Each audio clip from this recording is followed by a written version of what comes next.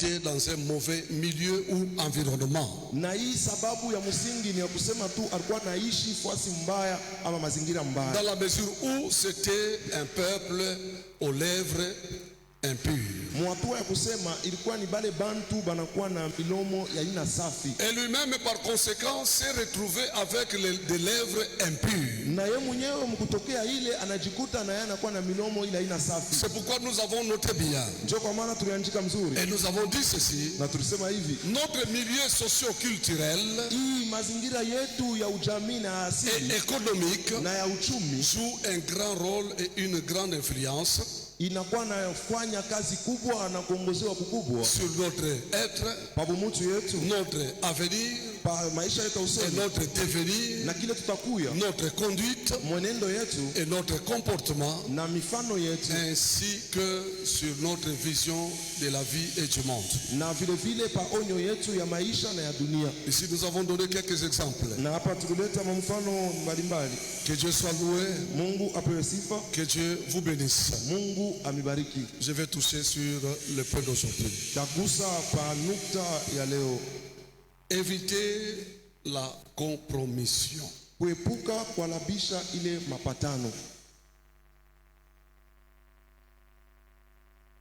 Il faut éviter la compromission dans sa vie. Inabidi kuepuka kualabisha ile mapatano maisha yako. Lisons. Tusomeni. Nous sommes dans Exode chapitre 32. Tunakuwa mkitabu kia Kutoka sura yake 32. Exode chapitre 32. Kutoka sura 32. Verset 15 à 5. Mustari ya 15 mpaka 25. Ça tu peux lire, moi je vais prendre Exode 12. Nous lisons. Moïse retourna et descendit de la montagne. Jusqu'à 25. Oui. Le détable du témoignage dans sa main. Les tables étaient écrites de deux côtés. Elles étaient écrites de l'un et de l'autre côté.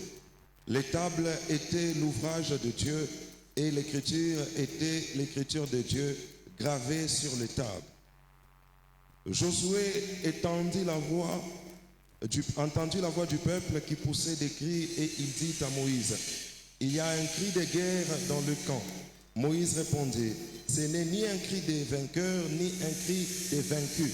Ce que j'entends, c'est la voix des gens qui chantent. Et comme il approcha du champ, il vit le veau et les danses. La colère de Moïse s'enflamma. Il jeta de ses mains les tables et les brisa au pied de la montagne. Il prit les veaux qu'ils avaient faits et les brûla au feu.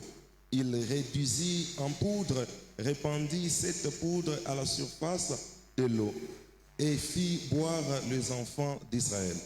Moïse dit à Aaron, que t'a fait ce peuple pour que tu l'aies laissé commettre un si grand péché? Aaron répondit, que la colère de mon Seigneur ne s'enflamme point. Tu sais toi-même que ce peuple est porté au mal. Ils m'ont dit, fais-nous un Dieu qui marche devant nous, car c'est Moïse, cet homme qui nous a fait sortir du pays d'Égypte. Nous ne savons ce qu'il est devenu. Je leur ai dit que ceux qui ont de l'or s'en dépouillent et ils me l'ont donné. Et je l'ai jeté au feu et il en est sorti ses veaux. Moïse vit que le peuple était livré au désordre et qu'Aaron l'avait laissé dans ce désordre, exposé à l'opprobre parmi ses ennemis. Amen. Amen. Alléluia. Amen. Exode chapitre 12. Kutoka sura yake ya 12. 35 à 36. Mustari ya 35 mpaka 36. La Bible dit qu'Israël, les enfants d'Israël, Biblia inasema watoto wa Israeli firent ce que Moïse avait dit. Wakafanya ile Musa akawaambia. Et ils demandèrent aux Égyptiens des vases d'argent, na wakalomba kwa Wamisri hii vyombo ya dhahabu, des vases d'or et des vêtements. Na hii vyombo ya dhahabu na mavazi. L'Éternel fit trouver grâce au peuple aux yeux des Égyptiens. Na wa milele akaonesha neema yake kwa taifa kumacho ya Wamisri. Qui se rendirent à leur demande. Wakajenda kufuatana na kuomba kwao. Et ils dépouillèrent les Égyptiens. Na wakabeba yote kwa Wamisri. Je suis dans Genèse chapitre 15, Na kuya mkitabu cha Kutoka Mwanzo sura yake 15 versets 13 à 14. mstari ya 13 mpaka 14. Et l'Éternel dit à Abraham, Na wamilela kamuonesha Ibrahimu, sache que tes descendants seront étrangers dans un pays qui ne sera point à eux. yuwa kusema uzaliwa wako itakuya wageni mu nchi ila itakuya yao, Ils y seront asservis na watakuya mo batumwa, et on les opprimera pendant 400 ans. na watawasongwa kadiri miaka 400.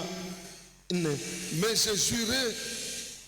je jurerai la nation à laquelle ils seront asservis. Lakini mintalapia ile nchi kule batakuya batumwa, Et ils sortiront ensuite avec de grandes richesses. na batatoka baadaye na mautajiri kubwa. Haina paka ile siku baraza kutoka. C'est pas seulement le jour où ils sortaient, Mais Mungu alisemaka zamani, mais Dieu avait parlé il y a longtemps. wakati batatoka mwile nchi ya butumwa, Lorsqu'ils vont sortir dans ces pays où ils sont assujettis, batatoka na bintu bya mingi, ils vont sortir avec beaucoup de richesses. batatoka na butajiri. Ils vont sortir avec la richesse. Donc c'était une promesse. Ilikuya ni malako. Suis-moi bien. Unifuate mzuri. Le monde dans lequel nous vivons, Dunia humu tuko naishi, si nous voulons vraiment vivre et travailler en vue de voir et de jouir du bonheur, kama tunapenda kutumika na kuishi na kuona kuishi ile eri s'il vous plaît, na misi, nous devons éviter toute compromission. tunapasha kuepuka ile yote kwa labisha bila mulipatana. Si tu veux avancer dans ta vie, Kama unapenda kuendelea maisha si yako, tu veux faire des exploits avec Dieu, kama unapenda kufanya maishara na Mungu, ce que tu dois faire, kile wewe unapasha kufanya c'est d'éviter la compromission. ni kuepuka kuharibu bila À mulipatana. cause de la compromission, Jutu ya kualabisha bila mulipatana, plusieurs d'entre nous bamingi katikati yetu sont aujourd'hui en train de peiner dans leur vie banajikuta beko na teseka mu maisha yao, et se sont retrouvés, il y a certains qui se sont retrouvés mains vides. na bengine banajikuta mikono mtupu, Ils ont perdu tout ce qu'ils avaient gagné dans leur vie. banapotesha vyote bila balipata mu maisha yabo. Imaginez-vous, Mwafikirieni, après beaucoup d'années d'efforts kisha miaka ya mingi ya kutumika et de nguvu sacrifices, na ya kujitoa, tu vas perdre tout ce que tu avais unapotesha vyote bila ulikuwa navyo, à cause de la compromission. njutu ya kualabisha bila mulipatana. Et d'autres, par contre, se retrouvent plus bas dans leur vie, Na bengine banajikuta mwatua ya chini sana mu maisha yao, plus bas de l'échelle, chini kabisa, après avoir atteint le sommet de leur vie. kisha bo kutoka kule juu kabisa ya maisha yao. Banashuka sana moyabo Ils maisha. ont descendu convenablement dans leur vie. Je ne saurais pas continuer sans comprendre qu'est-ce que c'est la compromission. Sitaweza kuendelea bila tuelewe ni nini kualabisha ile mapatano, Qu'est-ce que c'est la compromission? ni nini kualabisha ile mapatano. Premièrement, Ya kwanza c'est l'acte par lequel on transige avec ses opinions, ses principes et sa conscience. ni tendo kupitia ile tunapatana na misemo yetu na mawazo yetu na dhamiri yetu. Kuko bengine ba comprendre kintu. Il y en a d'autres qui ne captent absolument rien. Mungu akusaidie ko. Que Dieu t'aide. Odifuate tu hein. Toi, suis-moi seulement. Uni comprendre hata mon exemple tu. Comprends-moi même par les exemples. Takusaidia. Je vais t'aider. Niko nasema, niko nasikia ndani yangu kuko bala bashiki hata kitu. Je parle, mais je sens en moi qu'il y a des ceux-là qui ne retiennent absolument rien. Je reprends la première définition. Mina uzulula ufafanuo wa kwanza. La compromission, Hii kualabisha ile mapatano c'est l'acte par lequel on transige avec ses opinions, ses principes et sa conscience. ni tendo kupitia ile tunapatana mukusema kwetu, muzamiri yetu na makanuni yetu. Ok. Ça va? Inaendeka mzuri? Je demande si ça va. Nauliza kama inaendeka mzuri. Deuxièmement, Na ya pili, la compromission, hii kualabisha ile mapatano c'est exposer quelqu'un ni kutia mtu à se trouver dans les embarras, kujikuta mwile hatari, soit en usant de son nom, wala mkualabisha kwa njina yake sans son accord, bila yeye kupatia ile ruhusa, soit wala en s'engageant dans des affaires floues. Mukujingiza muile mabiashara ila ina wazi. Ça va, hein? Iliendeka mzuri. Takupatia mfano. Je vais te donner un exemple. Unipe bien masikio yako.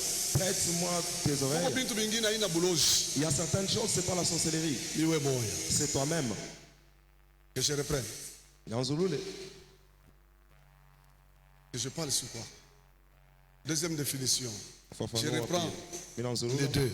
Yote mbili. Première définition Ufafanuo wa kwanza de la compromission. ya kuhalabisha mapatano C'est l'acte par lequel on transige ni tendo kupitia ile tunapatana avec ses opinions, na ile misemo yetu, ses principes makanuni yetu et sa conscience. na dhamiri yetu. Deuxième définition, Na ufafanuo wa pili c'est exposer quelqu'un ni kutia mtu à se trouver dans les embarras, mukujikuta ashijue atabeba nini, soit en usance de son nom, wala mkutumikisha njina yake sans son accord, bila yeye kukupatia ruhusa, soit en engageant dans des affaires floues. wala mkujingiza mwile biashara abina wazi. Ça va? Inaendeka mzuri. Ok, je vous donne un exemple. Nampatia mfano. Imaginez-vous, Mfikirieni, unakombana mu maisha, tu as lutté dans la vie. unakombana mu maisha, Tu as lutté dans la vie. unafika kwa niveau fulani. Tu as atteint un niveau quelconque. Je ne sais pas combien de temps que ça a pris. Sijui ilikuchukua wakati ngapi. Unajiretrouve unauza kwa motoka, Tu t'es retrouvé, tu as payé le véhicule, unauza kwa nyumba, tu as payé la maison. maisha inaingia mu dimension ingine. La vie est passée à une autre dimension. Kisha mtu mmoja anakutokelea, Et après, une personne vient vers toi. anakuambia anasema no, niko na affaire ya bien, Elle te dit que j'ai une bonne affaire ile itafructifie makuta yako. qui va fructifier ton argent. Anakuwa kutokelea na kesi moya, Et est apparu avec une caisse. juu ya ile kesi muko drapeau ya Amerika. Et sur cette caisse, il y a le drapeau de l'Amérique. Kisha eko nakwambia hivi Et après, il te dit ceci. ya kusema unifuate huko, hauna protocole. Suis-moi ici, tu n'es pas un protocole. Unaona mwii kesi Vous voyez dans cette caisse, tunaweza kupata hata 2 millions. on peut trouver même 2 millions. Mwile ulikuwa nayo, Dans ce que tu as vu, mwile ulikombana nayo, dans ce que tu as lutté avec, sikuendelee na polepole. évolue toujours lentement. Mwii dunia hii Dans ce monde, akuikalake facilité. il n'y a pas la facilité. Kama banakuonyesha mwii njia hii, Si on te dit que sur ce chemin, ukiingie tu dès que vous y entrez, hata na $50, même avec $50, utatoka na $500,000. vous allez y sortir avec Fais-le non, attention. $50. Est-ce que mtu mwana nisikia? Est-ce que quelqu'un m'a compris? Ukomvi bisha pas il y a 7 ans, Tu as lutté pendant il y a 7 8 ans, Ah oui, pendant 8 ans. unafika mu niveau moya maisha, Tu as atteint un niveau de la vie. banakuwa kukuproposer ma faux dollars. On vient te proposer l'affaire des faux dollars. Munaanzana nao. Et tu commences avec. Si munaona bile bitu kule de shaka, Vous voyez ces choses là où ça termine. kuko mama moya, Il y a une maman. hii témoignage pasteur mmoja alikipikia hai. Ce témoignage, c'est un pasteur qui m'a relaté. Ule mama, Et cette maman, eko na kamotoka kia bien, elle avait son véhicule. banakuwa kumutokelea tu, On est venu vers lui na hii michezo hii. Na hii michezo, avec ses jeux ici. anabeba voiture alikuwa nayo. Il a pris la voiture qu'il Ya avait, mzuri sana. une jolie voiture. Anauzisha. Elle a vendu. Anaenda anakongola $15,000. Elle est partie prendre la dette de Parce que 15 000 $. balimulaka banasema mwile kesi Parce qu'on l'a promis que dans cette caisse, mutatoka 2 millions il de y aura, dollars. il y aura 2 millions de dollars. Mama nona anaisha kuwa millionnaire. La maman s'est considérée déjà millionnaire. Anabeba $15,000 abenyewe, Elle a pris 15 000 $. anachanga na makuta ile aruzisha kamotoka kake, Elle a associé avec l'argent où elle a vendu anaenda son véhicule. kubapatia bale banduku. Elle est allée donner à ces Unaona gens-là. bale banduku banamwambia hivi, Ces gens-là lui ont dit ceci. kama unapenda Si tu veux tu réussir mission hii, qu'on réussisse notre mission, usiku twende kusimetiere. la nuit, allons-y au cimetière. Mama anasema hapana, mimi sitaenda. La maman a dit non, je n'irai Mimi pas. niko Mkristo. Moi, je suis une chrétienne. Kwa bantu wengine banakumbukaka Bukristo mpaka mumambo. Vous savez, certaines personnes se rappellent Mimi qu'ils niko sont Mkristo. chrétiennes dans des problèmes. Moi, Mimi je suis siwezi chrétienne. kufanya ile kitendo Je ile. ne peux pas poser ces actes. Banamwambia mama hivi, On a dit ceci. hivi unaleta makuta, Comme tu as donné hivi l'argent, tunakufungulia secret, comme on t'a livré kama notre secret, unakatala si tu refusais, utakufa. tu vas mourir. Mama anajiretrouve musimetiere bushiku, La maman s'est retrouvée au cimetière la nuit. banamwambia beba bulongo On lui a dit prends la ya, terre. ya cimetiere. Du cimetière. Bananzana na mama maseremoni On a commencé avec la maman des 15 cérémonies. $15,000 ya benye kuna mchunga Elle a été endettée 15 000 makuta $. yake ya motoka isha kwenda Son argent qu'elle a vendu, le véhicule na est déjà parti. kusema bendele na kile kintu Et quand ils ont continué avec la na terre makuta motoka et l'argent du véhicule na $15,000 ya benyewe et ces 15 000 $ d'autrui, aina kotela. il n'y en avait plus. Ujiweke pafasha ule mama, Mets-toi à la place de cette maman. itakuwa che. Ça sera comment?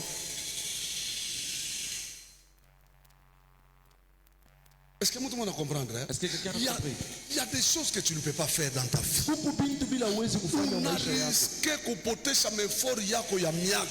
risques de perdre tes efforts qui t'ont pris beaucoup des années. Qui t'a dit? Je t'ai dit que le travail est difficile.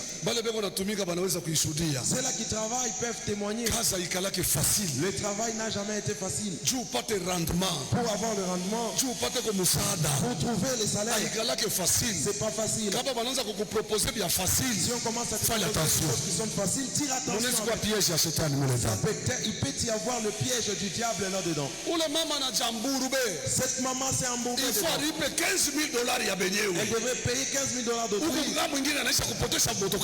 Et de l'autre côté, elle avait déjà perdu son véhicule. Et regardez là où elle s'est retrouvée. Pourquoi? Qu'elle puisse sauter. Quitter le niveau elle était. Qu'elle puisse surgir directement millionnaire. En cherchant à trouver rapidement. Elle a eu des problèmes.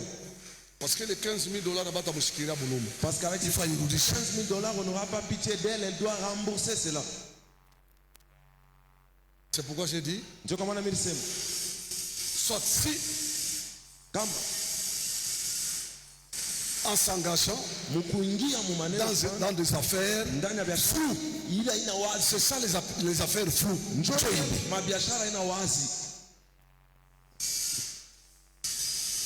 On peut avancer. Je demande si on peut avancer. Troisième définition de la compromission.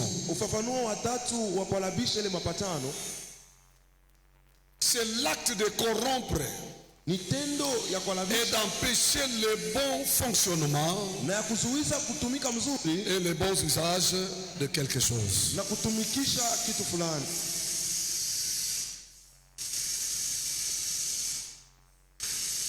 Je peux le prendre? La compromission, c'est l'action de corrompre et d'empêcher le bon fonctionnement et le bon usage de quelque chose. Ça va? C'est comme nous venons de le lire dans Exode, avec les enfants d'Israël. Depuis le livre de Genèse, Dieu avait promis à Abraham qu'après 400 ans, 400 ans de servitude ou d'esclavagisme en Égypte, sa postérité, il devrait sortir de l'Égypte avec de grandes richesses, n'est-ce pas? Et le but et la raison d'être de cette richesse, parce que Dieu ne fait rien pour rien. Pourquoi Dieu a voulu qu'il sorte avec la richesse? C'était qu'Israël puisse aller servir Dieu avec cela, avec leur richesse.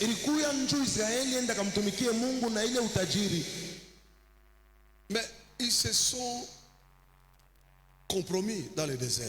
Ils se sont compromis dans le désert. Qu'est-ce qui s'est passé? Il est Boutajiri Bote. Et toute cette richesse, ils sont sortis avec en Égypte. Ils sont partis avec au désert. Et certaines choses. Lorsque Moïse est allé chercher Dieu, et ils sont allés proposer à Aaron avec cette richesse. Parce que pendant ce temps, la richesse, c'était les pierres précieuses et des champs. Ils ont pris tout l'or qu'ils ont trouvé en Égypte. Ils sont allés rendre cela en veau d'or. Est-ce que cette richesse Dieu c'était qu'ils puissent fabriquer Dieu? Non. Mais eux ils ont pris cette richesse. Ils sont allés fabriquer ces veaux d'or qu'ils devraient adorer. Même Aaron, il était corrompu aussi. Il s'est compromis. C'est ça, non? Si vile. C'est ça la compromission. Njoo ile uharabisha mapatano. Tutaisoma wewe na mimi. Nous allons les lire, vous et moi. Aïe, aïe, aïe, aïe, aïe.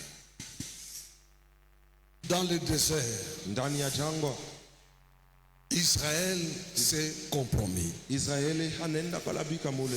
Il s'est servi de toutes ses richesses Alitumikisha ile utajiri yote pour se faire un veau d'or. njoo ajifanyie ule nkishi ya masalamu. Israël étant sorti d'Égypte, Israeli mkutoka mu Misri, le but était d'aller servir l'Éternel, shaba ilikuwa ni bende de bakamtumikia, lui offrir des sacrifices et de l'adorer. kumtowea masadaka mazabihu na kumwabudu. Mais dans le désert, Lakini ndani ya jangwa il s'est corrompu bali alabika en adorant et en servant les veaux d'or. muku abudu na kutumikia ile masalamu. Nous sommes dans Genèse. Tunakuwa mkitabu cha Mwanzo. Genèse chapitre 25, Mwanzo sura yake 25 versets 24 à 34. mstari ya 24 mpaka 34. Tu peux lire, papa, pour gagner le temps. Genèse 25. Le jour où elle devait accoucher s'accomplit. Et voici, il y avait 2 jumeaux dans son ventre. Le premier sortit entièrement roux comme un manteau de poil, et on lui donna le nom d'Ésaü. Ensuite sortit son frère dont la main tenait le talon d'Ésaü, et on lui donna le nom de Jacob. Isaac était âgé de 60 ans lorsqu'ils naquirent. Ses enfants grandirent. Ésaü devint un habile chasseur, un homme des champs. Mais Jacob fut un homme tranquille qui restait sous les tentes. Isaac aimait Ésaü parce qu'il mangeait du gibier. Et Rebecca aimait Jacob. Comme Jacob faisait cuire un potage, Ésaü revint des champs, accablé de fatigue. Et Ésaü dit à Jacob, laisse-moi, je te prie, manger de ces roues-là, car je suis fatigué. C'est pour cela qu'on a donné à Ésaü le nom d'Édom. Jacob dit, vends-moi aujourd'hui ton droit d'aînesse. Ésaü répondit, voici, je m'en vais mourir, à quoi me sert ces droits d'aînesse? Et Jacob dit, jure-le-moi d'abord. Il lui jura et lui vendit son droit d'aînesse à Jacob. Alors Jacob donna à Ésaü du pain et du potage, des lentilles. Il mangea et but. Puis s'éleva et s'en alla. C'est ainsi qu'Ésaü méprisa le droit d'aînesse. Amen. À cause de la fatigue, Njutu ya mchoko, à cause du manger, njuu ya chakula, il va vendre anenda kujisha son droit d'aînesse. ile haki yake ya bukubwa ya kuzalika. Il s'est compromis. Arenda kwa labika. Qui s'est compromis? Nani agalabika? Pardon? Qui s'est compromis? Nani agenda kwa labika? Oh là là. Ésaü Isaya s'est compromis. alialabika. Uzishe tu mkubwa juu ya chakula. Que tu puisses vendre ton droit Et puis d'aînesse à cause de la abaseme nourriture. kalikuwa na njala, Et on ne dit pas qu'il était affamé. njoo anaenda kuzisha. C'est ainsi qu'il a vendu cela. Mais juu ya kuchoka tu. Mais à cause de la fatigue, Anabeba mkubwa wake. il a pris le fait Anaujisha. il a vendu cela. Ici Ésaü Hapa Isaya s'est compromis. alienda kwa labika. Ça va? Inaendeka mzuri? Je demande si ça va. Nauliza kama inaendeka mzuri. Ok. J'ai lu quelque part Nikisoma fashi moja, la compromission hii kwa labisha de mapatano Samson devant Delilah. ya Samsoni kumbele ya Delila. Samson s'est compromis devant Delilah. Huyu Samsoni alienda kwa labika kumbele ya Delila. Lisons. Tutasoma. Aye.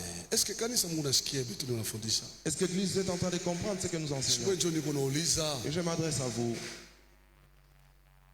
Amen. Amen. Gloire à Jésus. Utukufu kwa Yesu. Nous sommes dans Juge. Tunakuwa kitabu cha Waamuzi. Juge chapitre 16, Waamuzi sura ya 16. verset 13 à 21. Mstari ya 13 mpaka 21.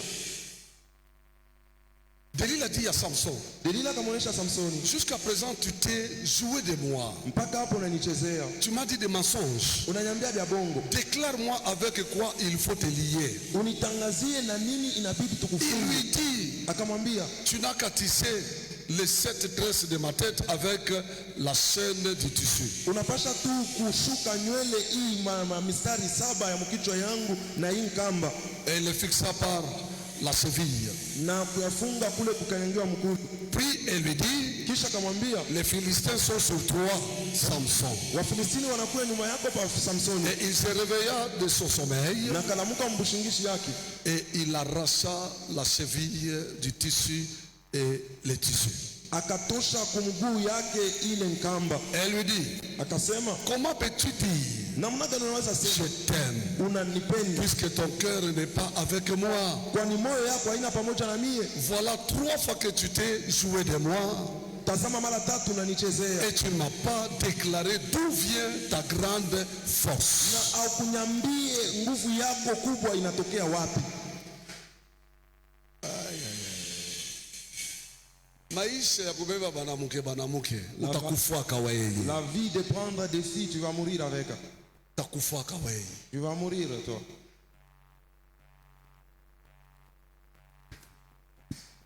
Comme elle était chaque jour à le tourmenter et à l'importuner par ses instances, Vile alikuwa kila siku kumusonga na kumuzuiza kupitia ile kukazisha yake, son âme s'impatientant à la mort. ile nafsi yake ikatosha na ile uvumilivu njia ya Mungu. Il lui ouvrit Akamfununia tout son cœur et lui dit, moyo yake yote, akamwambia.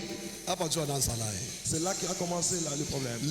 les rasoirs, Pembe c'est ça, hein? vile Les rasoirs n'ont point passé sur ma tête parce que je suis consacré à Dieu dès le ventre de ma mère. Pembe abuya pitaka pa kichwa yangu, kwani mimi nakuwa wa kutoa kwa wa milele tangia tumboni ya mama yangu. Si j'étais rasé, ma force m'abandonnerait, je deviendrais faible et je serais comme tout autre homme. Na kama wananikata nywele, mimi nguvu yangu tanyachiria, takuwa mzaifu, takuya kama mtu wowote. Oh yes. Jésus.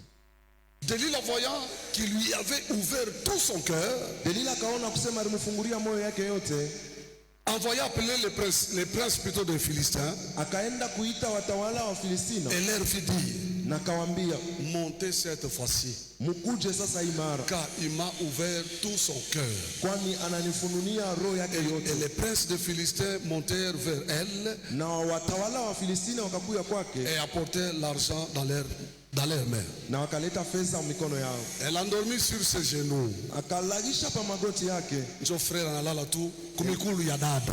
et le frère s'est endormi au pied de la sœur. Banaanza kumukarese. On a commencé à les caresser Kumwisho banafanya nini? et à la fin on a fait quoi? Banatosha nywele mukichwa. On l'a rasé, on a enlevé tous les cheveux à la tête.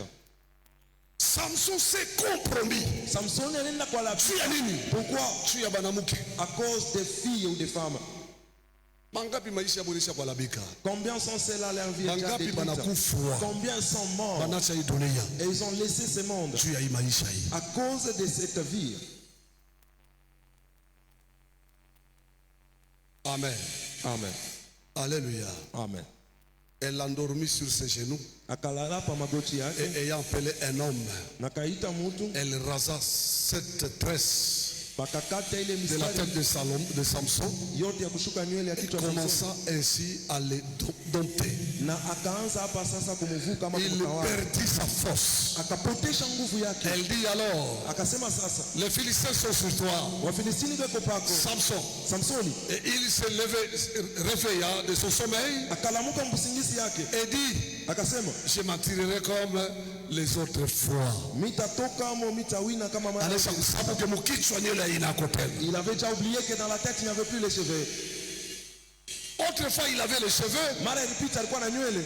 Il s'est réveillé de son sommeil. Alilamuka mbushingishi yake, Aliua. il a tué. Kuli wakati analeta ile verite, Alors lorsqu'on a pris cette vérité, banamutosha seti yote.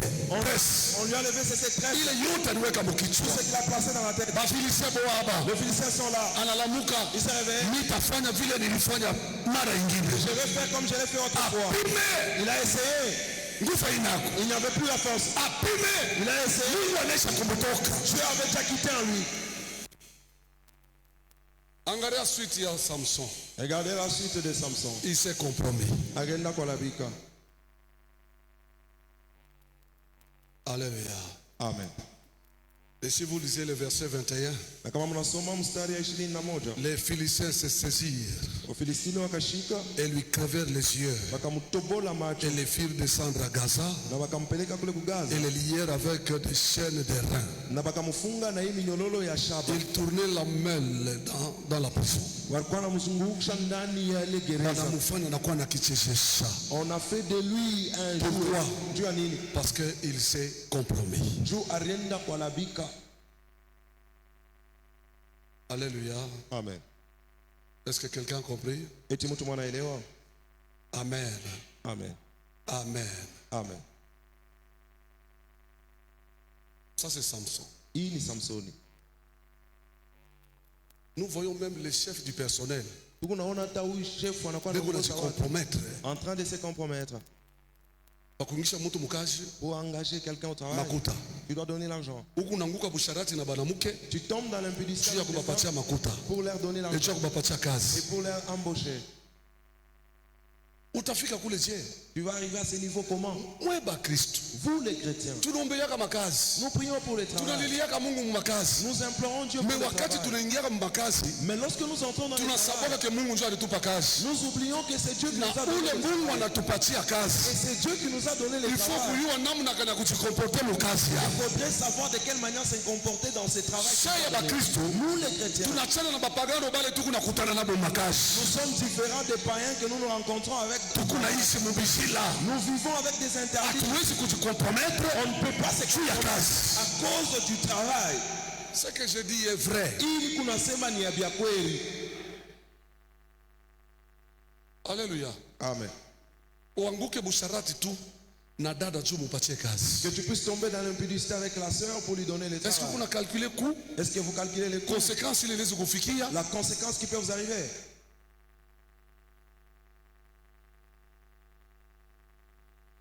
Angalia, Regarde. il y a des gens dans ce monde. Huku batu mwi dunia.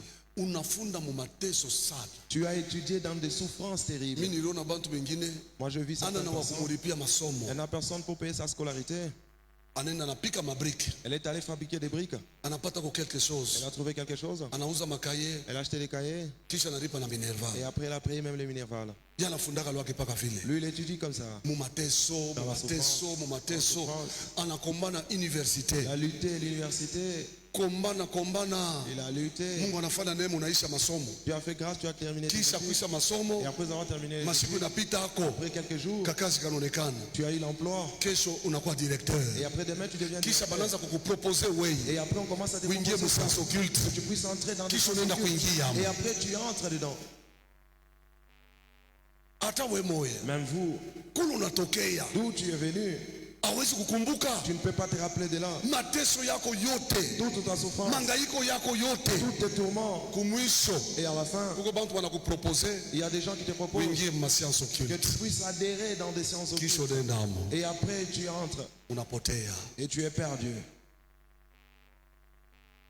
Sikumbuka kuko mateso ingine Souviens-toi, iko nakuya mu maisha juu usikomete merero mu maisha yako il y we. a certaines souffrances qui arrivent dans la vie pour que te permettent de ne plus commettre des erreurs dans ta vie.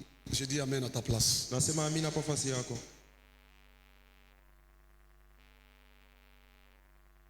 Mungu akufanye wewe neema. Que Dieu te fasse grâce. Hii dunia usikaishi sa bantu bengine. Dans ce monde, ne vis pas comme tout le monde. Notez bien. Andika mzuri. La compromission Hii kualabisha ile mapatano n'est pas la chose qu'il faut vouloir dans la vie. haina kitu kile unaweza kutamania kuwa nacho maisha. Dans la mesure où elle va vous pousser, Mwatu ya kusema itakusukuma premièrement, ya kwanza à être livré à l'opprobre comme Israël parmi ses ennemis. utiliwe muaya kubwa kama vile Israeli katikati ya wadui wake. Pourquoi je dis ça? Njoo nini mimi nasema Parce hivi? que la compromission Kwani kualabisha nous mapatano introduit dans une vie de désordre. inatuingisha mui maisha ya muvuruko ya shipo usawa. La compromission Hii kualabisha nous mapatano introduit dans une vie de désordre. inatuingisha mu maisha muvuruko ya shipo usawa. Rentrons dans Exode. Turudie mu kitabu cha Kutoka. Exode chapitre 32. Kutoka sura ya 32. Merci Saint-Esprit. Asante Roho Mtakatifu. Merci, merci. Asante. 25e verset. Mstari ya 25. Moïse vit que le peuple était livré au désordre. Musa akaona kwamba taifa ikala Et mumuvuruko, qu'Aaron l'avait laissé dans ce désordre, na Aroni akamwacha muvuruko, exposé à l'opprobre parmi ses ennemis. banabatia katika haya kubwa katikati ya wadui wake. La compromission Hii kualabisha ile mapatano n'est pas la chose qu'il faut vouloir dans la vie. haina kitu kile unaweza kutamania kuwa nacho maisha, Dans la mesure où elle va vous pousser à être livré à l'opprobre comme Israël parmi ses ennemis. mwatua ya kusema itakusukuma utiliwe katika haya kubwa kama vile Israeli katikati ya wadui wake. La compromission, Hii kualabisha ile mapatano elle pousse quelqu'un à perdre sa position, inasukuma mtu apoteshe ile mshimamo yake, son autorité, ile mamlaka yake, sa dignité bumuntu ya heshima yake et sa supériorité, na bukubwa yake, comme Esaïe devant Jacob. kama vile Isau ya mbele ya Yakobo. Juu ya chakula tu, À cause de la nourriture, wewe ndio kauzishe bukubwa wako. que tu puisses vendre ton droit d'aînesse. Angalia Regarde, kuweza kwako, ta réussite, kama una na connaissance si tu n'as pas la connaissance, hautafika kule. tu ne vas jamais arriver là-bas. Kuatendre sommité mu maisha Atteindre la sommité dans la vie, ni connaissance ndio itakusaidia ufike kule, c'est la connaissance qui va t'aider à arriver là-bas. parce que ile connaissance Parce que cette connaissance, itakuwa sa code de la route kwako wewe. ça sera comme le code de la route pour Il y a toi. des choses à éviter Beaucoup plus tunabidi kuepuka pour arriver au sommet. njufike kule juu kabisa. Il n'y a pas d'hasard mes frères. Hakuna tu mwabule hivi bandugu. Usiseme ke niko wa nguvu, Ne dis pas que je suis fort, niko d'expérience. que j'ai de l'expérience. Si tu ne respectes pas les principes, Kama auheshimie makanuni, hautafikaka. tu ne vas jamais y arriver. Si mafundisho ndio yanatufikisha muibatima hii. Ce sont des enseignements qui nous ont amenés jusqu'à ce bâtiment. On a beaucoup parlé sur la vision. Tulisema sana La pa vision est invisible. onyo haionekani Il faut la matérialiser. inabidi Et ceux qui doivent la matérialiser, na wale wanapasha ce sont les ouvriers. Ce n'est pas n'importe quel ouvrier. Ce sont les ouvriers efficaces. watendakazi wa nguvu. Et mon a démontré. Mais vous avez démontré cela. Il m'a enseigné quoi mouler. Ces enseignements c'était de l'autre côté. Tu ne réussiras pas par l'ignorance. Hautaweza na kutokujua, Seulement par la connaissance. ni paka na ufahamu. C'est pourquoi prends l'église comme une école pour toi. Ndio kwa maana chukua kanisa kama vile shule njoo yako. Haina mafasi utaanza kuwa paka prophétie, tukupatie prophétie hapana. C'est pas un endroit où tu viendras toujours quand tu prophétises, non. D'ailleurs avec ça, D'ailleurs na hiyo, ailombe paka wombe sana. ça ne demande pas Ni que tu kubi pratiquer tu. C'est juste mettre cela en pratique. Tunakufundisha Nous t'enseignons. pa kutoka hapa. En sortant ici, Unaenda kuipratiquer. tu peux mettre cela en pratique. Kama unaikala unaweka mu prière, Si tu mets cela dans la prière, hautaona kitu. tu ne verras rien. Omochapia Yesu Kristo mikono. Acclame pour Jésus-Christ.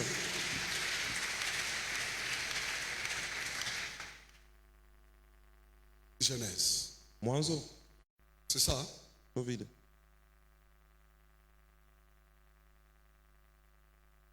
Deuxièmement, Ya pili, elle pousse quelqu'un à perdre sa position, inasukuma mtu apoteshe son msimamo wake, autorité, madaraka yake, sa dignité, heshima ya mtu yake, sa supériorité ukubwa comme wake. Esaïe.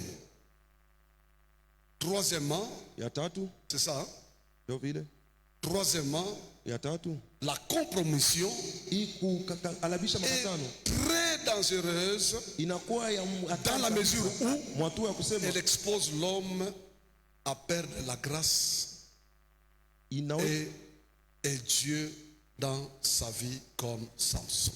inaweka mtu mwatua ya kupotesha neema na Mungu mu maisha yake kama vile Samsoni. Ok. La compromission Hii kualabisha ile mapatano est très dangereuse inakuwa ya hatari kabisa. dans la mesure où Mwatu ya kusema elle expose l'homme à perdre la grâce. inaweka mtu mwatua apoteshe neema. Mumamiaka kumukongo, Dans les années passées, pako mumuvila Lubumbashi, toujours ici à Lubumbashi, on avait des prophètes. tulikuwa na wanabii. Na leo kuko ba prophètes bengine mishi abaona sababu ile wakati. Aujourd'hui, il y a des prophètes que je n'ai jamais vus comme les prophètes du temps passé. Mais kuko bengine, Mais il y en a d'autres. ils se sont compromis. Barenda kwa labika, Banapotesha presence ya Mungu ils ont perdu la présence de Dieu. na grâce yenyewe Et la grâce même, banabakia ordinaire. ils sont restés ordinaires. Na yua quelques-uns. Je connais quelques-uns. Samson a fait quoi? Samson alifanya nini? Il a perdu la grâce. Anapotesha neema. Et il a perdu aussi la présence de Dieu. Na anapotesha pia La uwepo wa force qu'il Mungu. avait, Nguvu ile alikuwa il nayo. avait perdu. Alipotesha. Même la présence de Dieu, Na hata uwepo wa Dieu Mungu. l'avait quitté. Mungu alimtoka. Pourquoi? Juu ya nini? Il s'est compromis. Alienda kualabika. Ya. Est-ce que mtu mweko na comprendre hii? Est-ce que quelqu'un est en train de comprendre ceci? Umuchapie Yesu Kristo mikono. Acclame pour Jésus-Christ. Roho Mtakatifu asifiwe. Saint-Esprit soit loué Kwa hiyo mafundisho tuko napokea wewe na mimi. pour les enseignements que nous recevons cette année. Parce que quand je t'enseigne comme ça, Kwani wakati nakufundisha hivi, wa kwanza mbele ni mimi. le premier d'abord c'est moi. Kuko vitu vinafanyika kwa dunia. Il y a des choses qui se passent dans ce monde. Tunasamiza menjo vile. Vous verrez comme si c'est la blague, mais Une c'est ça. femme mariée, Mwanamke wa kuolewa tu es comme kazi. parce qu'il est au travail. Eko natoka na chef Il yake. est en train de sortir avec son chef Tu ya kazi. à cause du travail.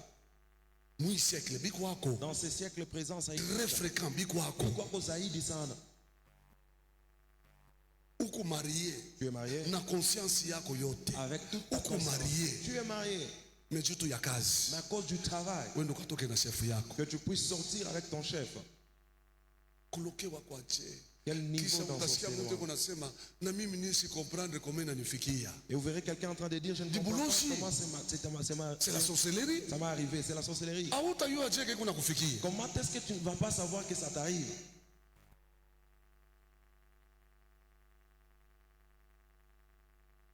Au nom du travail. Njutu ya kazi. Au jua kuchunga kazi. Ou bien pour garder le travail. Aïe.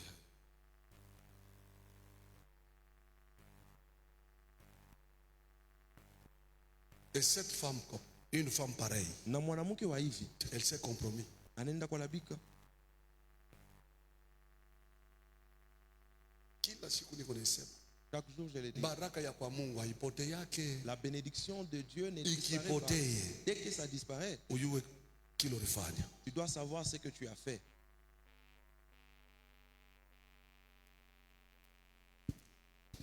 Amen. Amen. Quatrièmement, Ya nne,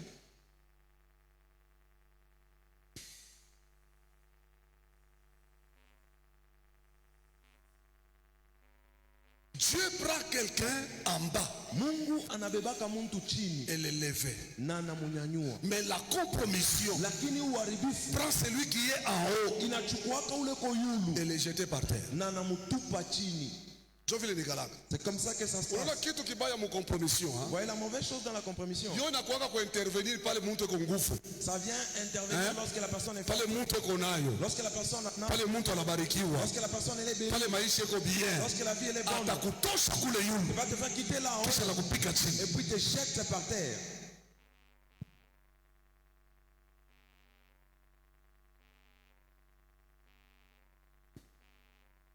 Ça va?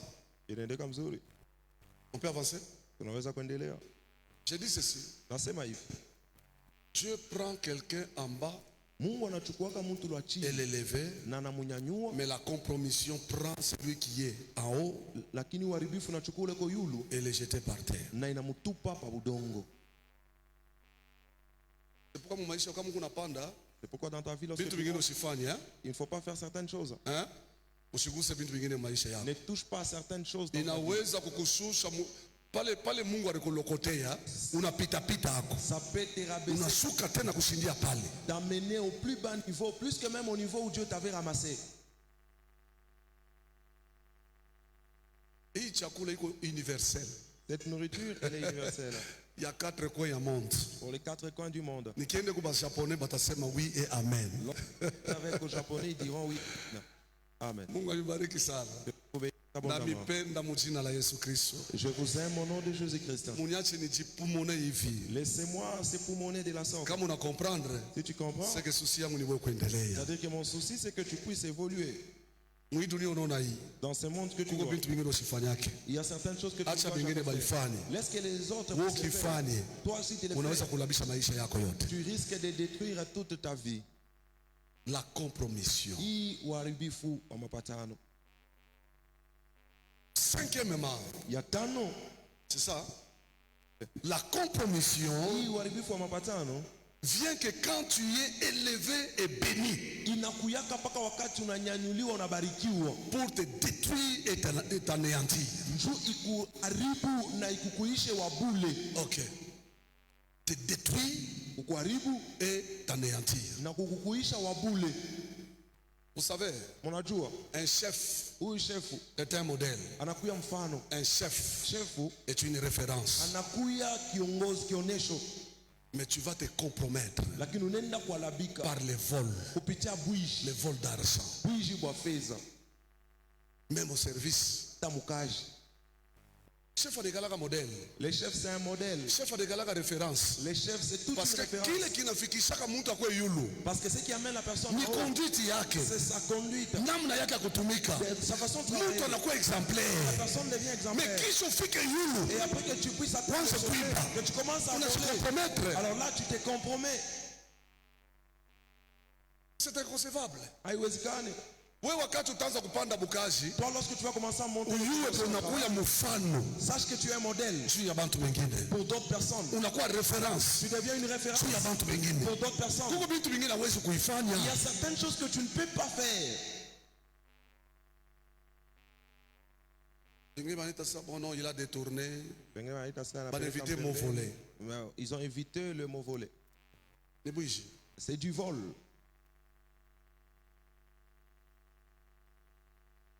Ça va? Inaendeka mzuri. Ça va. Nauliza kama inaendeka mzuri. Quantième? Ya ngapi? Sixièmement. Ya sita. L'esprit de la compromission Hii mpepo ya kuharibisha mapatano qui engendre la corruption et le détournement dans la société et inazalaka dans le monde. inazalaka hii kukata milomo na kupeleka fedha fashi ingine ndani ya ujamii na ndani ya C'est dunia. l'esprit de la compromission Ni hii mpepo ya kuharibisha qui mapatano engendre la corruption et le détournement dans la société et dans le monde. inazalaka ile kukata milomo na kupeleka fedha fashi ingine ndani ya ujamii na ndani ya dunia. Ça va? Hein? Inaendeka mzuri? Ça va? Inaendeka mzuri? Je demande si ça va. Nauliza kama inaendeka mzuri. Nikunende na mwenda exemple tu. J'évolue avec toi avec des exemples. Regardez Adam et Ève. Mwangalie Adamu na Hewa. Ils se sont compromis. Wanaenda kualabika. Mungu anabaweka makondition ya bien. Dieu les a placés dans de bonnes conditions.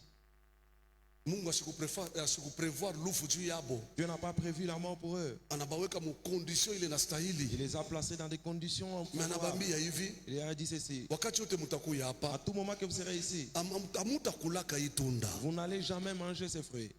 Shetani anabatokelea, Satan est apparu devant eux. anabadanganya. Il les a menti. Anasema pana, Il a dit non. Mungu kilele anasemea, Dieu, parce juu qu'il kama munakula ile tunda, a dit, parce que vous allez mutakuwa manger, saye, vous allez devenir comme macho lui. yenu itafunguka. Vos yeux vont s'ouvrir. Sasa angalia ile macho inafunguka. Maintenant, regardez. Ces Banenda ceux qui sont kuona ouverts, nidite yabo bo benyewe. ils sont allés découvrir leur propre nudité. Kuma acting ile utapose mu maisha, Il y a certains actes que tu as aya posés dans la itakuya vie. bantu bengine. La honte ne sera pas Aya pour d'autres itakuwa personnes, yako wewe moya. mais la honte, elle sera pour toi-même. Banasema Mungu Ils ont dit Dieu. ya kusema nono alimefutikia. Non, ils ont caché. Mais abakuone nidite ya Mungu, Mais ils n'ont pas vu la nudité. baliona nidite yabo bo benyewe. Mais ils ont vu leur propre Vitu nudité. vingine mu maisha usikafanyake, Certaines choses dans la vie, tu ne dois jamais les sinon faire. Waboule, itakuletea aya ya sipo mwisho yako maisha. ça va t'apporter une honte interminable dans ta vie. Et ils ont vu eux-mêmes leur nudité Na bariona bo benye utupu yao. et ils se sont compromis. Na barienda kwa labika. Allez chez le défunt. Kwenda kwa mfumu. Kuko batu ba Kristo. Il y a des Kuko chrétiens ba mifumu. qui fréquentent des devins. Kuba mifumu. Des devins. Kwa mfumu akutapataka kya kabaila. Chez les devins, tu n'auras rien d'important. Jo Mungu ashina nabo. Car Dieu n'est pas avec eux. Usaidizi yako we mu hii dunia hii Ton aide dans ce monde, ni Yesu Kristo wa Nazareth. c'est Jésus-Christ de Nazareth. Hata kama mtu anakusaidia Même si quelqu'un peut t'aider, ni paka yenjo anagusa moyo c'est seulement lui qui a touché le cœur. yako ya maisha, Pour toi, pour la ushindi yako, ta victoire, uweza yako, ta réussite, ukingo yako ta protection, ni Yesu Kristo wa Nazareth. c'est Jésus-Christ de Nazareth. Mais kama unaenda kwa mfumu, Mais si tu pars chez les devins, tu t'es compromis. unaenda kwa labika. Mishaona Tu n'as pas la encore vu. plupart ya bantu ono malari kisha nenda kwa mfumu mpaka banakufuaka. La plupart des gens, ils sont malades, ils Banakufa. vont chez les devins, en fin de compte, ils finissent Mpaka par mourir. banakufuaka. Ils meurent toujours. La compromission, Hii walabisha c'est mapatano. tout un esprit. Inakuwa ni mpepo mzima. Hein? C'est tout un esprit. Inakuwa ni pepo Et il mzima. faut les chasser. Na inabidi kuifukusha.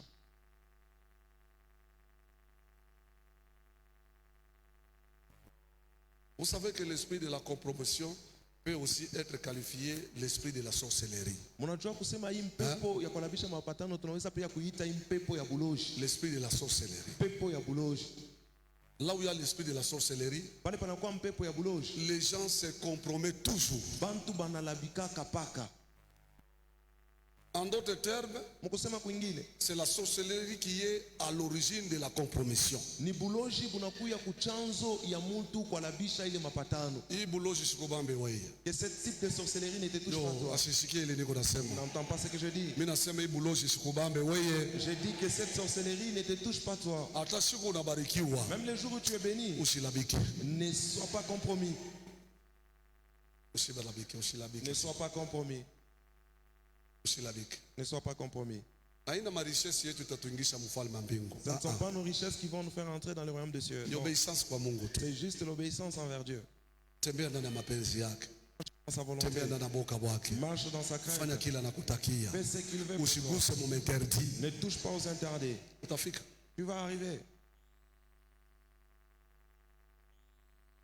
Ça va?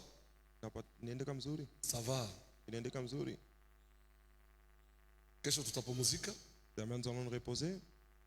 Dimanche tutabeba tena tutakombana si je peux prendre deux volets. Na Jumapili je vais lutter si kama itabeba masehemu mbili. Prends ça. Chukua hii. Notre sous-thème, hein? Shena Je ne sais pas si le dimanche. tujue kama Jumapili. L'impact de la pluie dans nos activités, dans notre travail. Hii matokeo ya mvula ndani ya makazi yetu. L'impact de la pluie dans nos activités, dans nos travail. Hii matokeo ya mvula ndani ya makazi yetu. Genèse chapitre 2, versets 4 à 6. Mwanzo sura ya pili mstari 4 mpaka 6. Et Lévitique chapitre 26, Walawi sura ya 26 verset 4. mstari 4. Et ce soir, nous allons chasser l'esprit de la sorcellerie dans toutes ses formes. Na ijioni tutafukusha mpepo ya buloji mu maaina yake yote. Amen. Amen. Muma forme yake yote Dans toutes ces formes, tutaifukusha. nous allons les chasser. Mina souhaite uweze. Je souhaite que tu réussisses. Mubio tutaentreprendre maisha yako. Dans tout ce que tu vas entreprendre Muma dans ta vie, activité yako. dans tes activités, Muma kazi yako. dans ton travail, Weza. que tu réussisses, Endelea. que tu évolues. Hata unafika yulu. Même si tu arrives au sommet, Usikarudi yake tena kwa mkongo. ne recule plus en arrière. Hakuna mtu anapenda kurudia.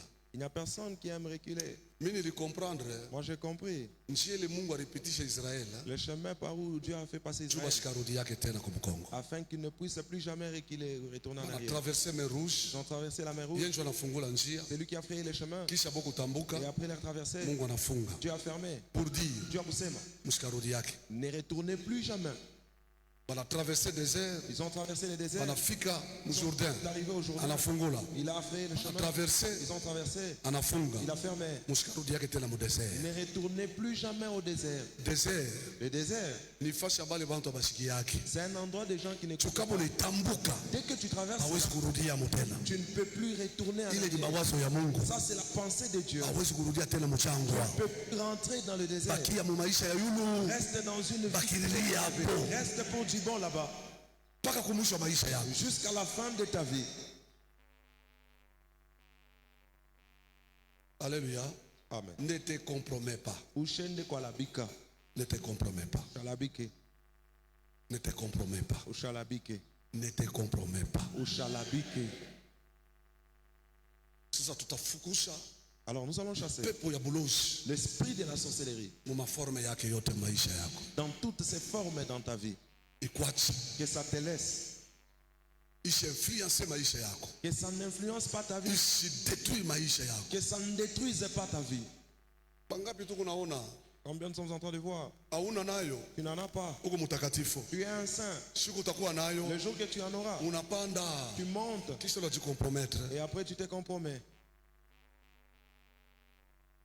Na bia Mungu ndio unakimbia amo. Et même les choses de Dieu, tu fuis cela. Unakuwa lako mpagano. Tu deviens un païen tout fait. Mungu anisaidie kunikupatia masekre bingi ya kazi. Que Dieu m'aide. Mungu aniongezee yeko. Des secrets du travail. Na wewe uniombee yeko Mungu anisaidie eh? Prie pour moi que Dieu m'aide. Hata hii mafundisho bila kupatia dimanche. Même les enseignements que je te donnais. Ile siku yetu kunaanza ni kwa tena na bia kusema la wewe. Que j'ai toujours à dire avec toi. Umchapie Yesu Kristo mikono. Acclame pour Jésus-Christ.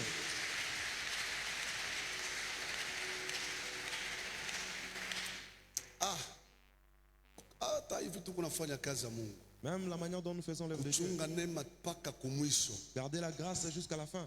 Mpaka kuheshimia bibintu hivi. C'est seulement en respectant ces choses. Tunaona hata ministère. Nous voyons même dans des ministères. Panda milima kushuka, kufunga chakula. On monte des montagnes. Kuhangaika kuna huku. On se tourmente. Mungu anakufanya neema. Dieu te fait grâce. Kanisa nakuya yako. L'église existe. Bantu banakuwa mingi. Les gens deviennent nombreux. Kisha unaenda kubamba dawa. Et après tu pars toucher au Kama fétiche. ina dawa unakuwa maisha busharati. Si c'est pas le fétiche, tu Ile masakrifisi yote ulifanya tous hivi. les sacrifices que tu as consentis. Na Mungu naye vile anikalaka. Et Dieu aussi comme il est. Atakudepouiller na bumungu bwake. Il va te dépouiller de Unapanda sa divinité. hakuna kitu Tu montes ici, il n'y a rien. na presence ya Mungu haina. Et même la présence de Dieu n'y est Tunaona plus. hapa kama tunasema tuimpose presence ya Mungu. Utaisikia? Ici, si nous voulons imposer la présence de Dieu, vous allez Siku le sentir. tutakompromettre. Le jour qu'on va se Paka pa hii compromettre, fasi. toujours à ce même endroit, Hautasikia tena presence ya Mungu. vous n'allez plus ressentir la présence de Dieu ici. Or il y a de ceux-là Japo kuna kuya qui se bali, sont déjà compris. banesha kwa labika.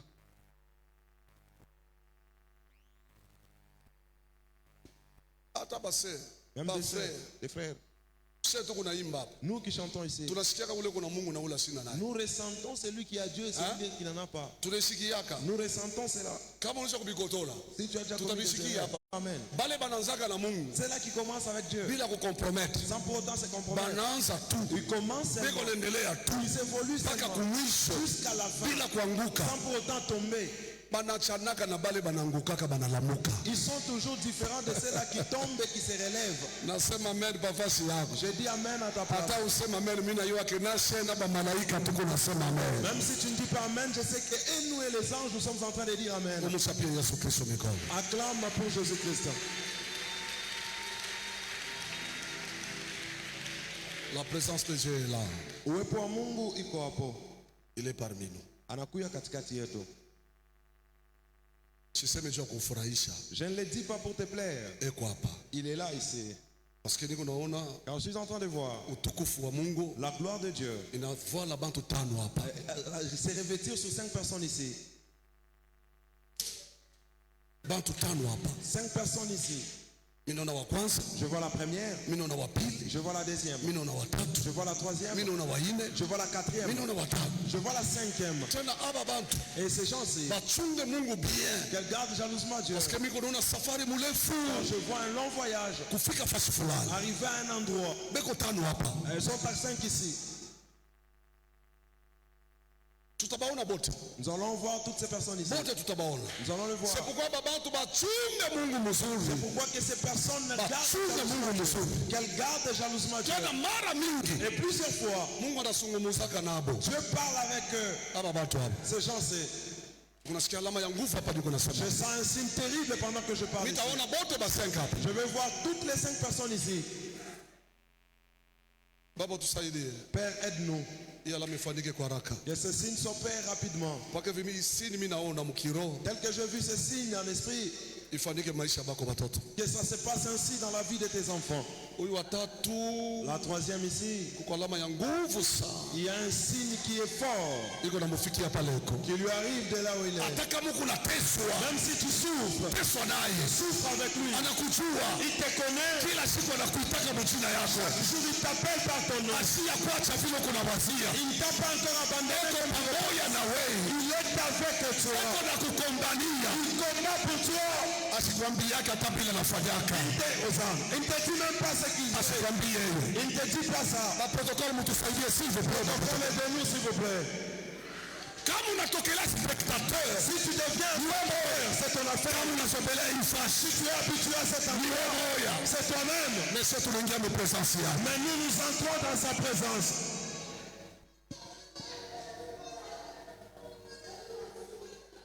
Kuko baraka moja itakubamba hii mwaka, Il y a une bénédiction qui va te toucher cette année. haitakupita. Ça ne va pas te passer. Abata ikontourne, abata idetourne. On ne va pas la contourner et détourner. Itakubamba, Ça va te toucher toujours. itakubamba tu. Ça va te toucher. Juu ya nini? Pourquoi? Mbingu au ciel. Inahakikisha Le ciel a confirmé ayo baraka. cette bénédiction. Mambo haina kule unatokea. Le problème, c'est pas de là où Mambo haina masiku ngapi unateswa. Le problème, c'est pas le nombre de jours que tu as Mambo souffert. haina bulosi ya familia. Le problème, c'est pas la sorcellerie de ta famille. Mambo ni mawazo ya Mungu juu ya maisha yako. Le problème, c'est la pensée de Dieu. Kile Mungu anasema, Ce que Dieu a dit. hata balozi batasema oui et amen. Comme les sorciers diront, Dieu en a mis. Abatageuza Il ne faut pas changer. kile Mungu anasema juu yako. Ce que Dieu a parlé te concernant. Nasikia presence yake hapa. Je sens sa présence ici. Eko pamoja nasi. Il est avec nous. Mimi naona iko natembelea mtu mmoja hapa niko nasema. Je le vois en train de visiter une personne alors que je parle. Na ule mtu beko natembelea. Et la personne qu'on visite, Kuko neema moja. il y a une grâce Beko na activer ndani yake. qu'on est en train d'activer en elle. Hii neema Et cette grâce, inapaswa kutumika. elle doit travailler. Hii neema Cette grâce, inapaswa kusaidia jamaa yake. elle doit aider sa Hii famille. neema Cette grâce, inapaswa kusaidia kanisa. elle doit aider l'église. Hii neema Cette grâce, inapaswa kusaidia bamingi. elle doit aider plusieurs. Ninaona Je vois mkono ya Mungu. la main de Dieu. Wafu wako, Merci. wafu wako, Merci. wafu wako, Merci. wafu wako. Merci. Sasa ba protocol musiale muraje moya. Mko ba mingi musa kusimama tu. Protocole, ne créez pas un attroupement dans un même rangée, vous êtes nombreux. Là où tu es, Pale Mungoko. ces signes sont palpables. Alama yake ni ya kuonekana. Là où il y a la présence de Dieu, Pepo uwepo wa Mungu. il y a ses œuvres. Kwa matendo ya Et nous croyons à ses œuvres. na tunaamini kuna matendo. Et si tu as la foi, Na kama uko na imani, tu vas voir ses œuvres. utaona matendo yake. Kuko mtu moja hapa, Il y a une personne ici. Mungu yuko anamkausha machozi. Dieu est en train de sécher ses larmes. Mungu yuko anamkausha machozi. Dieu est en train de sécher ses larmes. Kuko bonne nouvelle hiyo ile kuna kuya. Il y a une bonne nouvelle qui arrive. Malgré vita, Malgré le combat, malgré l'opposition, malgré les oppositions, malgré bulozi ya famille, malgré la sorcellerie de la il y a une bonne nouvelle. maikuwa habari njema Iko nakuya mu maisha yako. qui arrive dans sa vie. Haitachukua wakati. Ça ne va pas prendre du temps. Mu wakati kiloko tu. Dans peu de temps seulement, Kuko alama ya kumbingu. il y a le signe du ciel Iko namufikia. qui lui arrive. Mpaka pala dekala. Toujours là où elle est assise. Huyu mtu bataniletea naye. La personne en question va me l'amener ici. Tamuweka mkono. Je vais lui imposer la main. Chui neema ikale mu maisha yako. Pourvu que cette grâce s'installe dans sa vie. Niko nasikia mimbo. J'entends des chants, Mimbo ya sangwe. des chants d'allégresse, Ile mimbo hii yaimbiwa mu maisha. des chants qui n'ont jamais été chantés dans la vie. Nasikia bamalaika beko naimba ile mwimbo. J'entends les anges en train de chanter ce chant. Habari njema La bonne nouvelle inafika maisha yako magharibi leo. arrive dans ta vie ce soir.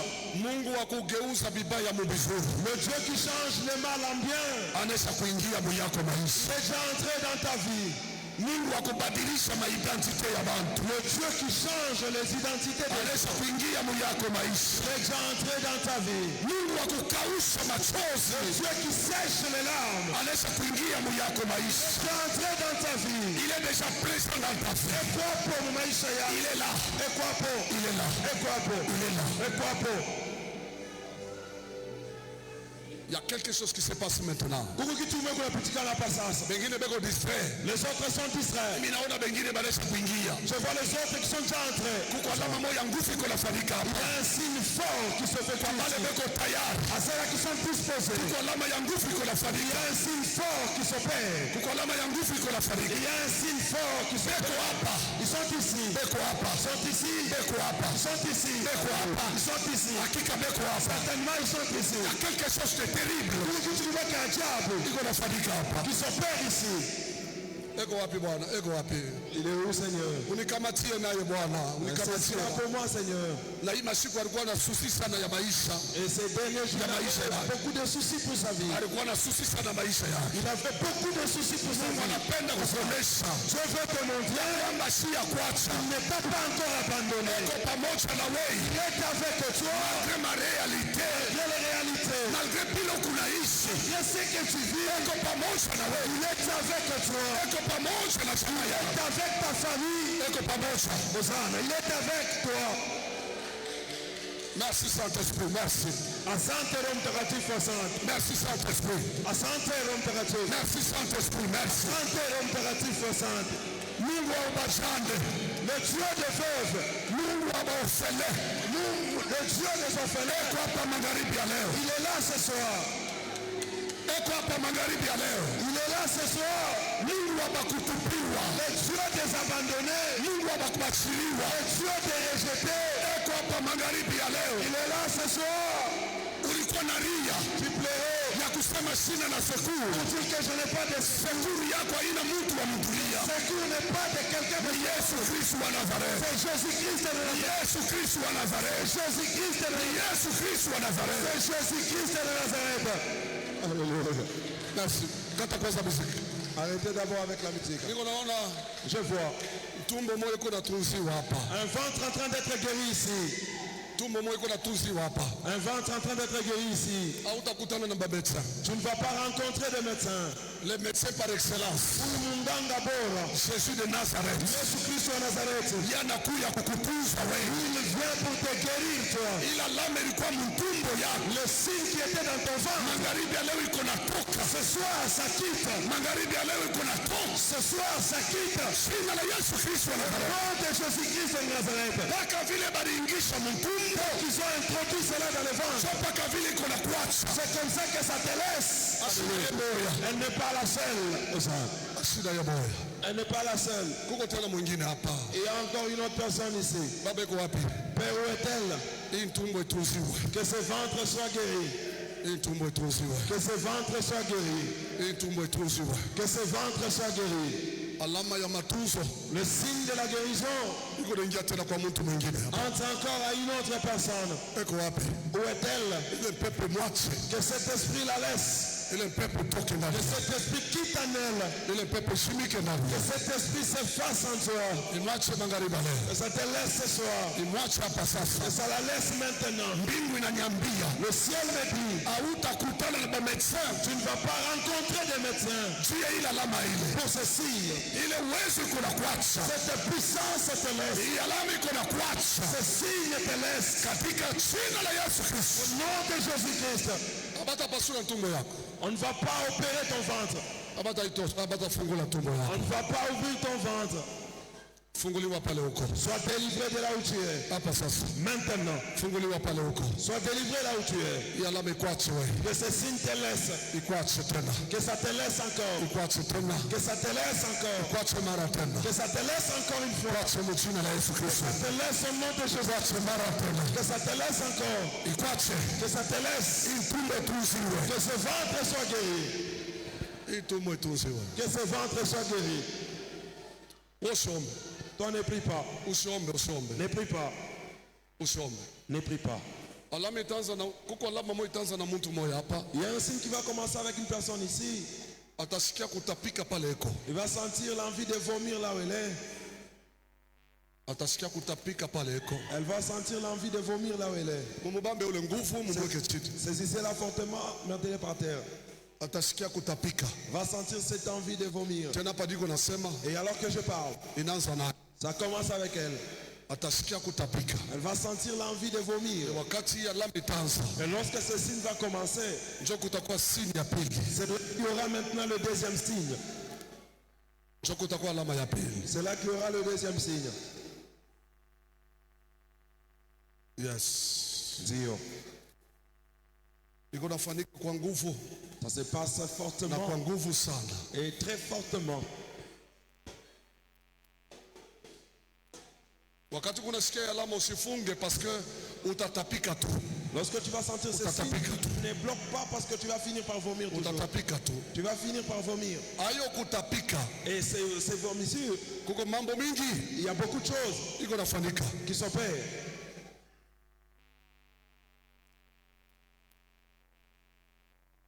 Yes. Dio, Yes. Dio. Tosha vile vyote vilikuwa mtumbo yako. Tosha hiyo. Enlève tout ce qui était dans ton ventre, enlève cela. Itoke. Que ça puisse sortir. Itoke mchina la Yesu. Que ça sorte au nom de Jésus-Christ. Nishwe wakati ngapi nabeba. Je ne sais pas ça a pris combien de temps, Mais mambo yangu ni hapa sasa. mais mon problème c'est maintenant. Itoke mtumbo yako. Que Itoke. ça quitte de ton ventre. Tosha hiyo. Enlève ça. Tosha hiyo. Enlève ça. Tosha hiyo. Enlève ça. Tosha hiyo. Enlève ça. Tosha hiyo. Enlève ça. Itoke mchina la Yesu. Que ça sorte au nom de Jésus. Itoke mchina la Yesu. Que ça sorte au nom de Jésus. Tosha hiyo mchina la Yesu Kristo. C'est là au nom de Jésus-Christ. Yache tumbo yako. Que ça laisse ton ventre. Yache tumbo yako. Que ça laisse ton ventre. Hii tumbo leo paki na tunzurwa. Ce ventre aujourd'hui, ça doit être toujours Paki guéri. nafunguliwa. Ça doit être délivré. Jina la Yesu Kristo. Au nom de Jésus-Christ. Vile vyote baliweka mtumbo yako. Ce qu'on a placé dans ton ventre, Aitekala. ça ne va plus rester. Aitekala. Ça ne va plus rester. Aitekala. Ça ne va plus rester. Ndio, aitekala. Oui, ça ne va plus rester. Kweli, aitekala. C'est vrai, ça ne va plus rester. Aitekala. Ça ne va plus rester. Tosha hiyo. Enlève ça. Tosha. Enlève ça. Tosha. Enlève. Kama unampata msimubuje. Dès que vous la Mbebe paka trouvez, torso munituletee nayo. ne la bougez pas. Tosha. Juste le torchon et venez avec elle. Enlève. Itafanyika tu. Ça va s'opérer toujours. Tuko nafanya kile Roho Mtakatifu iko natuambia. Nous faisons ce que le Saint-Esprit nous communique. Tosha hiyo. Enlève ça. Tosha hiyo. Enlève ça. Bitoke. Que ça sorte. Kwa uwezo ya Roho Mtakatifu bitoke. Par la puissance du Saint-Esprit, que ça sorte. Tosha. Enlève.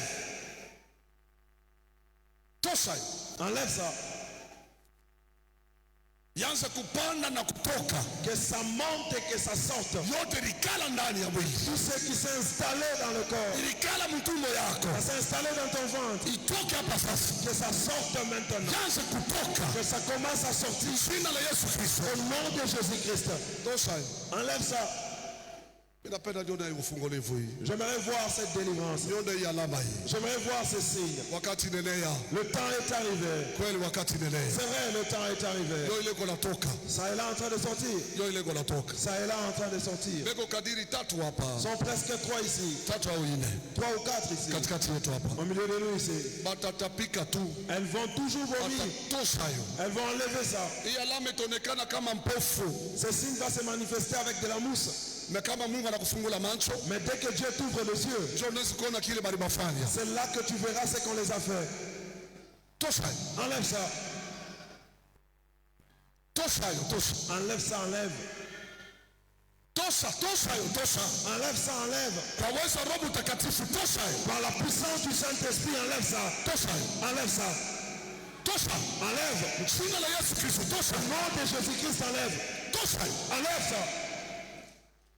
Itoke. Que ça sorte. Hautarudia nayo leo hii. Tu Hautarudia. vas rentrer avec aujourd'hui. Tosha hiyo. Enlève ça. Itoke. Que ça sorte. Jina la Yesu Kristo. Au nom de Jésus. Tosha. Enlève. Tosha hiyo, tosha. Enlève ça, enlève. Tosha. Enlève.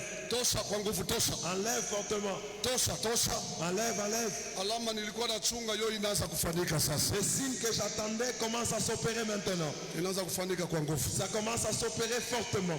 Inaanza kufanyika kwa nguvu. Ça commence à s'opérer. Yo ile iko napanda. Ça est là en train de monter. Yo ile iko napanda. Ça monte.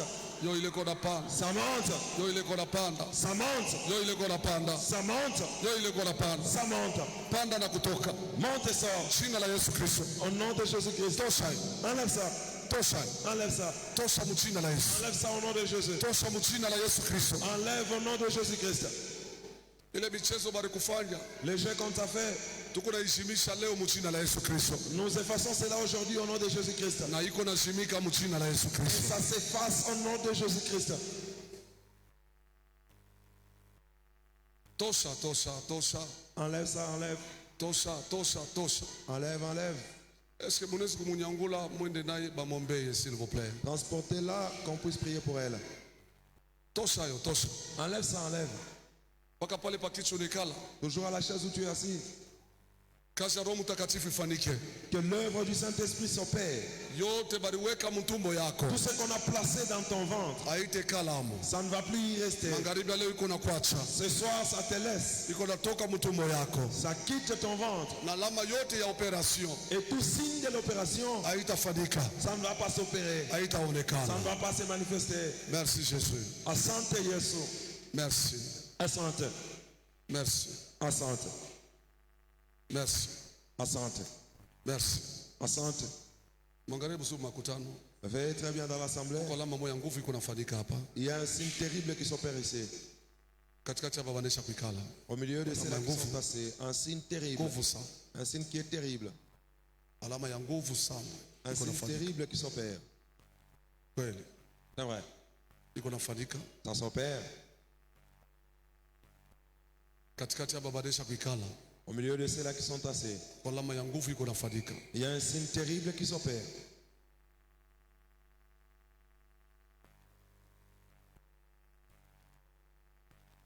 Hata ba mama bala bakuwa na concevoir. Même les mamans qui ne concevaient pas. Alama yote mubaya barifanya mtumbo yako. Tout mauvais signe qu'on a fait dans ton ventre Mui wakati. pendant ce temps, Hapa tuko nasema. alors que nous parlons, Ila alama itakala mtumbo yako. ce signe ne va plus rester dans ton ventre. Jeune sœur huyu ingia mundoa.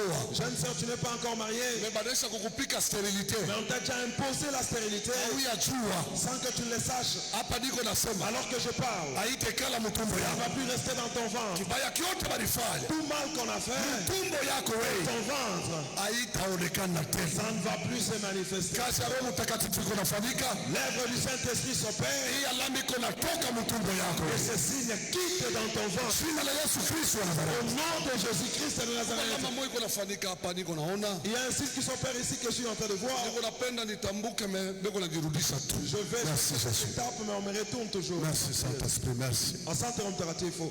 Baba onesha hii alama hii. Père, montre ces signes. Ifanike. Que ça s'opère. Ifanike. Que ça s'opère. Ifanike, ifanike. Que ça s'opère. Que ça s'opère rapidement. Ifanike Bwana, ifanike. Que ça s'opère, Seigneur. Ifanike kwa nguvu, ifanike. Que ça s'opère fortement. Ianze kupanda, Que ça commence à monter. ianze kupanda tena. Que ça monte encore. Ianze kupanda mchina la Yesu. Que ça monte au nom de Jésus. Ianze kupanda mchina la Yesu. Que ça monte au nom de Jésus. Ipande tena mchina la Yesu Kristo. Que ça monte encore au nom de Jésus-Christ. Ipande tena mchina la Yesu Kristo. Que ça monte encore au nom de Jésus-Christ. Ipande tena mchina la Yesu Kristo. Que ça monte encore au nom de Jésus-Christ. Ianze kufanika kwa mbio Que sasa. ça s'opère rapidement. Ianze kufanika kwa mbio. Que ça s'opère rapidement. Jina la Yesu Kristo wa Au Nazareti. nom de Jésus-Christ de Nazareth. Ifanike. Que ça s'opère. Jina la Yesu Kristo. Au nom de Jésus-Christ. Merci Yesu. Asante Yesu. Simamia yule. Tiens-toi debout. Mimi napenda uombe kama mtu mzima. J'aimerais que tu pries comme quelqu'un qui a envie. Unajua maisha yako mzuri. Tu connais parfaitement ta vie. Unajua bila kunaishi. Tu connais les réalités que tu es en train de vivre. Unajua marealite ya maisha Tu yako. connais les réalités de ta vie. Atake puissance yote ya sorcellerie. Attaque toute puissance de la sorcellerie. Nina forme yake yote. Et dans toutes ses formes. Ni maisha yako. Dans ta vie. Ile yote banafanyaka. Tout ce qu'ils font. Mu yako maisha. Dans ta vie. Magharibi ya leo. Ce soir. Yende kanguke. Que ça tombe. Tuombe mchina la Yesu Kristo. Prions au nom de Jésus-Christ. Usifuatilishe voisin. N'imite pas ton voisin. Auyuwe voisin ni nani? Tu ne connais pas ton voisin et qui. Muribu konzi atubembeleshake sauti. Dans ce combat, on ne cajole pas la voix. Ile sauti yako Ta voix, ikusaidie muribu konzi. que ça puisse t'aider dans ce combat. Tomboka. Révolte-toi. Angusha bulosi. Fais tomber la sorcellerie. Ya mbali ya karibu. De loin et de près. Yakonekana yasipokonekana. Visible et invisible. Yaguka mu yako maisha. Que ça tombe dans ta vie. Est-ce que unaweza kuongeza? Unaweza kuongeza? Est-ce que tu peux augmenter la dimension? Tosha experience. Tosha Enlève experience. l'expérience. Tosha experience maombi yako wewe. Enlève l'expérience dans ta prière. forme yote ya sorcellerie, toute forme de la sorcellerie maisha yako dans ta vie, yanguke. que ça tombe. Change namna kwa kuomba. Change ta façon de prier. Badilisha namna kwa kuomba. Change ta façon de prier, change.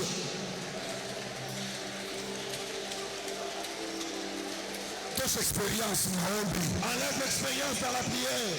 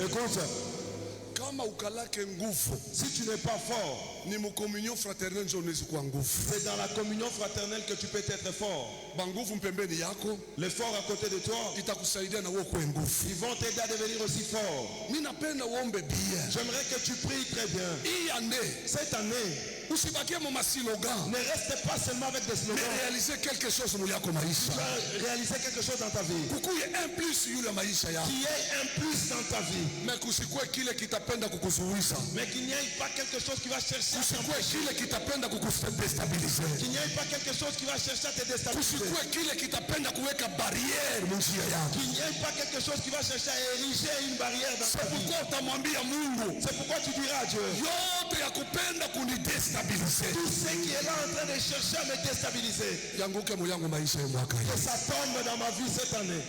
Ma vent contraire, Les vents contraires, ma opposition les oppositions, ya kupenda kusisite maproblème mu maisha qui cherchent à susciter des problèmes dans la vie, ya kudipotesha bintu pour perdre des choses, yanguke leo. que ça tombe aujourd'hui. Tuombe mu jina la Yesu Kristo. Prions au nom de Jésus-Christ. Ni wewe mwenyewe kunachombelea. Tu es en train de prier pour toi-même. Maisha yako kunaombea. C'est pour ta vie que tu pries.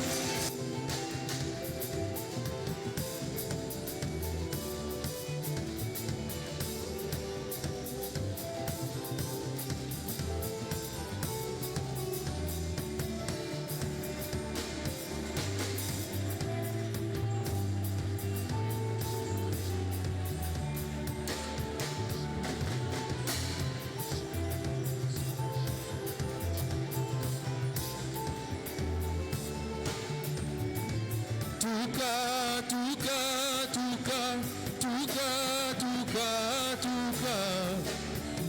Oulonge bien tumbo, alele.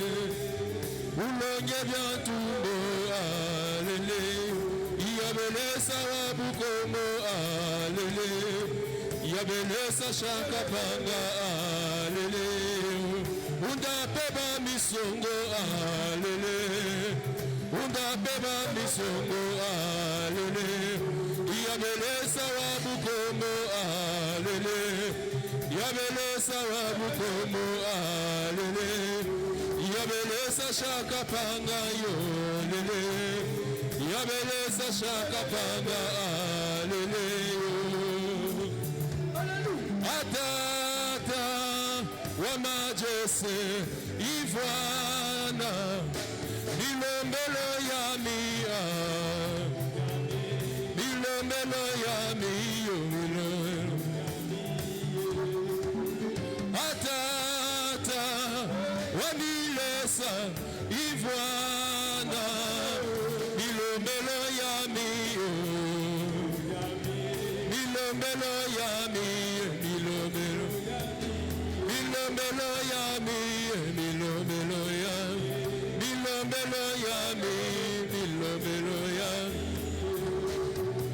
Atata wa majese Ivwana yo milombelo yami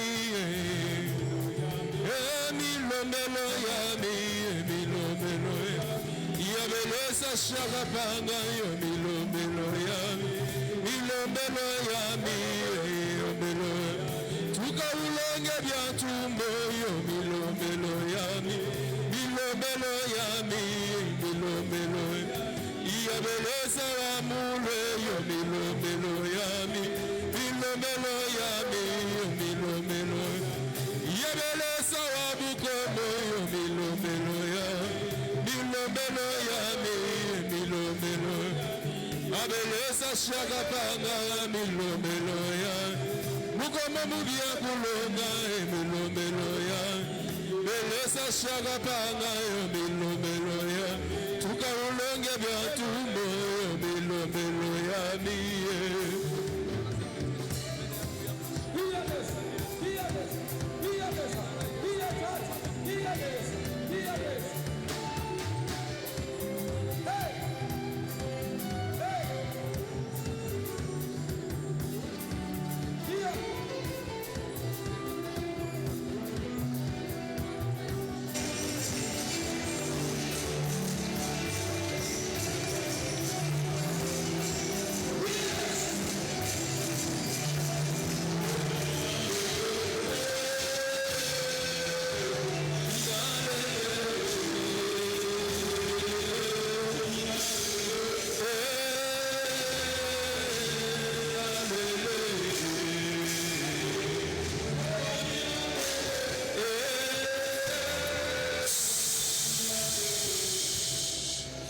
Mchapie Yesu Kristo mikono. Acclame pour Jésus-Christ.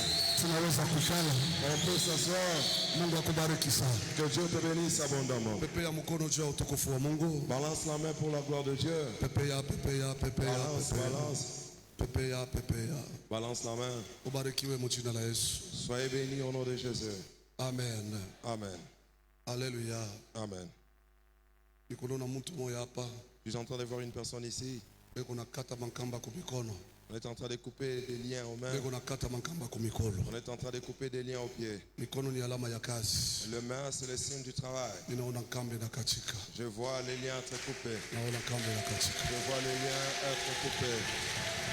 Bwana pewe sifa. Le Seigneur soit loué. Ile mabarieri barikuwekea Les barrières qu'on a érigées contre toi, hainako tena. ça n'y est plus. Endelea mu matua yote. Prospère à tous égards. Mjina la Yesu. Amen. Au nom de Jésus, Amen. Amen. Amen. Niliwaza sasa mama mmoja atapika kukelele juu ya Yesu. Je crie qu'une maman allait pousser des cris de joie pour Jésus.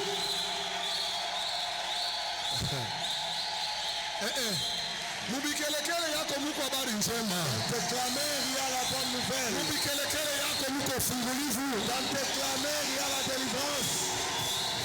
Haleluya. Exact. Haleluya. Alléluia. Bwana asifiwe. Que le Seigneur soit loué. Muko bonne nouvelle mubikelekele yako. Une bonne nouvelle dans tes cris de joie. Ndiyo, muko habari njema. C'est vrai, il y a une bonne nouvelle. Mubikelekele yako muko habari njema. Il y a